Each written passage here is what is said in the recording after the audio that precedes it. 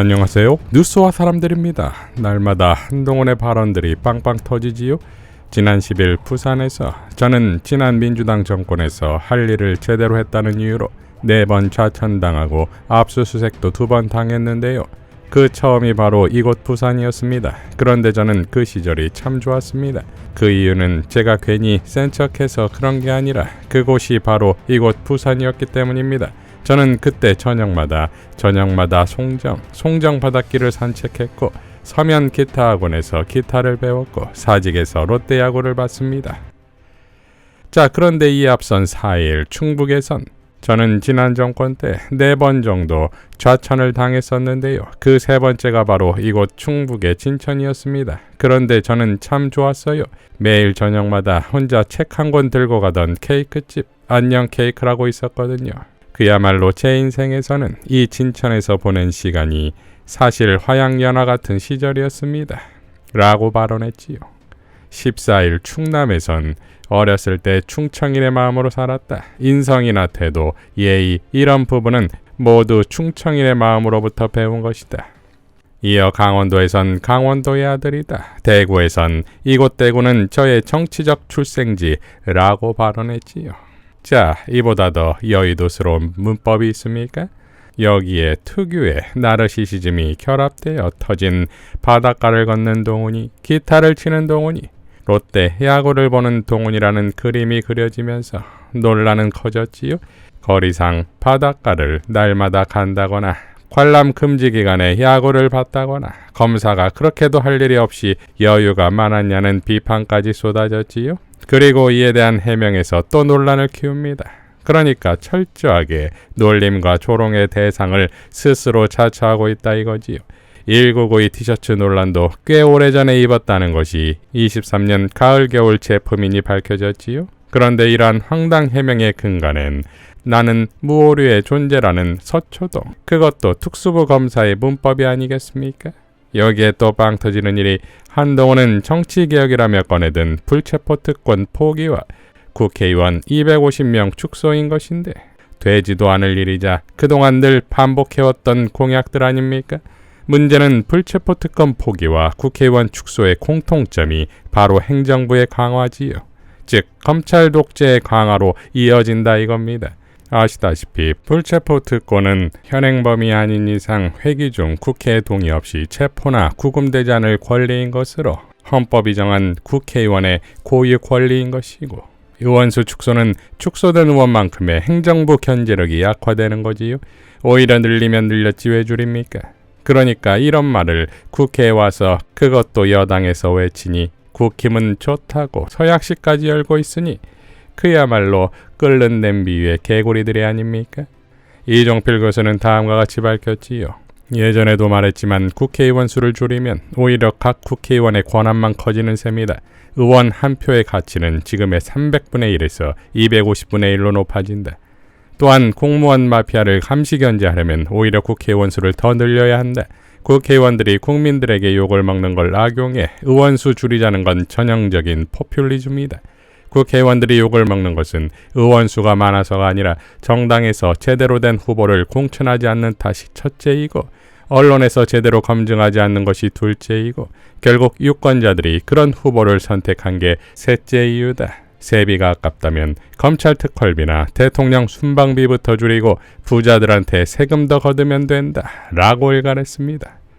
이현주 전 의원도 다음과 같이 밝혔지요. 한동훈 위원장은 누가 검찰 출신 아니랄까봐 되자마자 일성이 검경의 공권력을 강화하는 불체포 특권 포기를 주장하나, 검경 권한 강화에서 국회 위축시키려고 나도 예전엔 그런 것도 개혁일 수 있겠다 생각했지만 이성균 사태 등 윤 정권 들어서 생사람 잡는 검경의 횡포, 수사 정보력을 권력 투쟁에 악용하는 행태가 심해지는 걸 보면서 생각이 달라졌다. 지금은 공권력의 횡포를 견제하는 게 급선무다.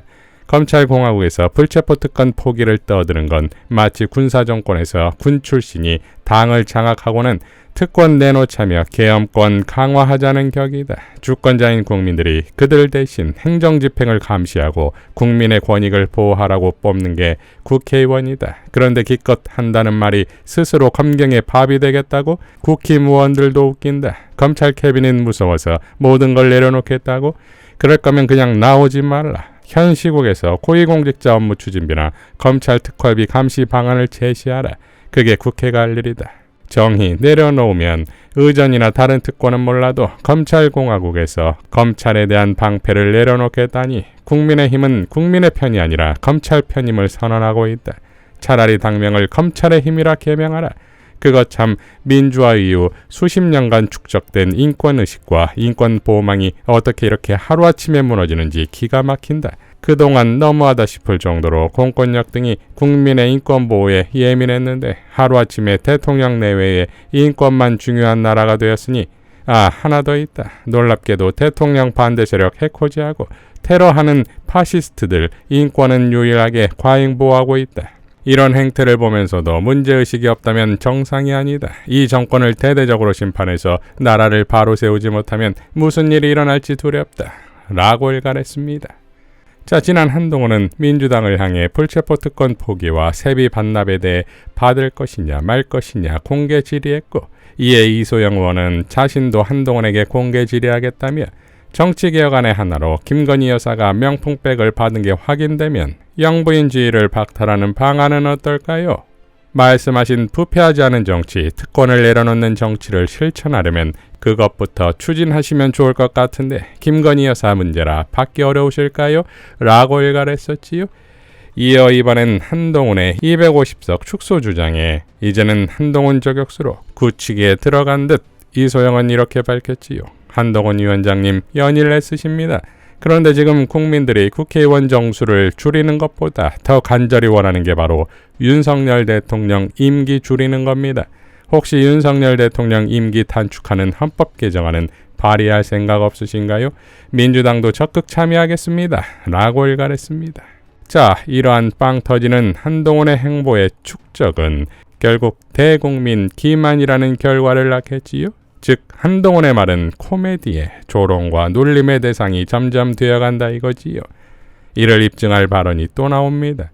김건희 특검에 김건희라는 말도 못 꺼내는 한동훈이가 김건희가 주식거래로 23억 수익을 얻었다는 검찰 의견이 나왔다는 질문에 문재인 정권 당시 문건이 아닌가, 그때 왜 안 했나 라고 답변했지요.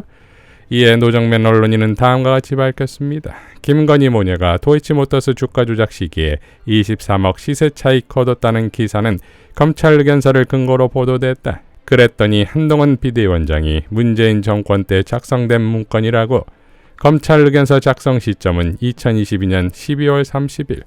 좌천 때 사직구장 갔다는 거짓말 탄론한 지 얼마 됐다고. 한동훈 거짓말은 왜 이리 쉽게 탄론하는지. 그런데 한동훈 발언 대서특필하면서 문건 작성 시점이 정말 문재인 집권기 맞는지 확인도 안 한, 또는 아닌 걸 감춰주는 언론은 뭔가 라고 일갈했습니다. 자, 이를 보도한 시민보 기자는 김종배 시선집중에 출연해 이걸 보고 이분이 요새 많이 바쁘시구나 생각을 했습니다. 왜냐하면 전혀 기본적인 팩트가 맞지가 않습니다. 이 의견서를 검찰에 제출한 게 2022년 12월 30일이라고 날짜를 박아서 보도했습니다. 2022년 12월 30일이 문재인 정부 때입니까? 아니면 윤석열 정부 때입니까? 그 시기에 한동훈 비대위원장이 법무부 장관이었습니다. 이 문건은 윤석열 정권이 만든 문건입니다. 윤석열 정권의 검사가 만든 문건입니다. 라고 답변했지요. 자, 이랬더니 이번엔 한동훈 측이 윤석열 정부 때 제출된 것일 뿐이라고 했다는데 이건 또 무슨 해명일까요? 이러니 홍준표도 일갈했습니다. 홍준표의 청년의 꿈 청문 홍답 코너에 한동훈이 김건희 23억 차익 관련 검찰 보고서가 문재인 정권 때 문서라고 한 기사를 공유하며 정치 새로 하시는 분이면 기존 정치인들과 다르게 핑계 안 대고 의사 표현을 확실하게 해주는 게 좋을 것 같은데 실망이 크다 라는 고민글을 올리자 홍준표는 검찰 스스로 정치 검찰이라는 말인데 부적절한 코멘트입니다 라고 답변했지요. 자, 늘 한결같이 주장해오던 앵무새 발언이 문재인 정부 때 하지 않았냐는 것인데 이것 또한 맞지 않는 것이 한동수 전 대검 감찰부장의 발언을 보면 알지요.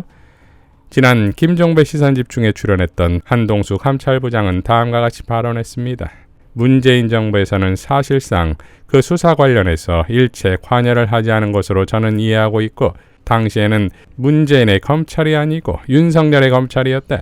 특히 실무를 담당하는 중앙지검장의 지시가 일관되게 하부로까지 전달되거나 이행되는 구조가 아니고, 실질적인 부장, 부부장 수석, 이런 실질적 수석 검사들, 실질적으로 일하는 사람들에 대해서는 특수부 쪽 라인이라든가 이런 쪽에 상당히 압박감과 장악은 윤석열 총장에게 있었다. 저는 이렇게 봅니다. 라고 발언했지요. 자, 결국 이 거대한 빌런국의 2인자가 서초동 특수부 검사의 문법을 입에 달고서 자신만의 특유의 나르시시즘을 장착, 나는 무오르다라는 착각과 윤석열다운 너무나 티나는 무지와 거짓말을 하고 있는 걸 전 국민이 목도하고 있는 것인데, 정작 본인은 그걸 알 리가 없겠지요? 그러니 생각보다 한동훈은 오래 못 갈 듯합니다. 이상 뉴스와 사람들이었습니다. 시청해 주셔서 감사드립니다.